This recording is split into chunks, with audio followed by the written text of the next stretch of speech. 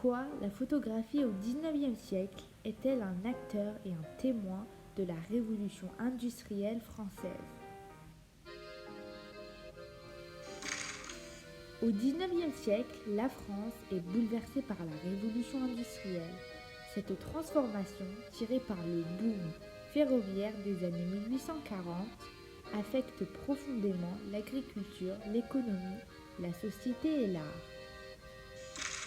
La photographie joue un rôle important grâce à de nombreuses innovations techniques dans les domaines de la chimie, de la mécanique et de l'électrique. En 1827, Nicéphore Niepce se voue aux recherches sur la photographie, qu'on appelle héliographie, et réussit à concocter la première photographie.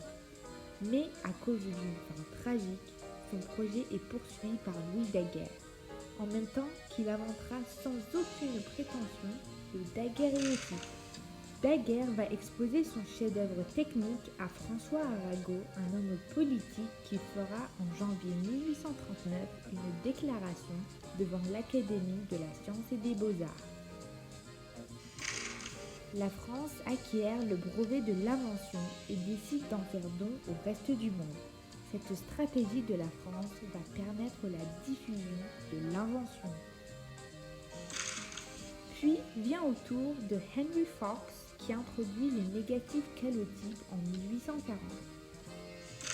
La photographie va contribuer à l'éclosion du cinéma, de la presse et des écrans.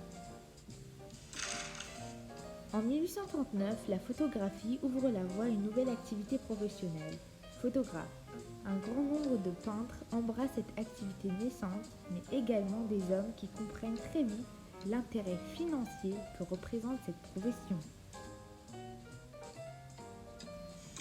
La photographie permet surtout d'immortaliser ce moment de révolution industrielle, comme par exemple les mines du Creusot en 1865 et les avenues parisiennes, ainsi que la publicité des machines à coudre en 1829 et l'exposition universelle de Paris en 1867.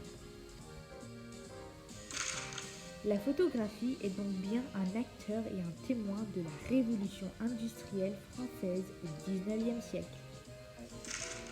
J'espère que ça vous a plu et que c'est bien rentré dans votre tête. Bye!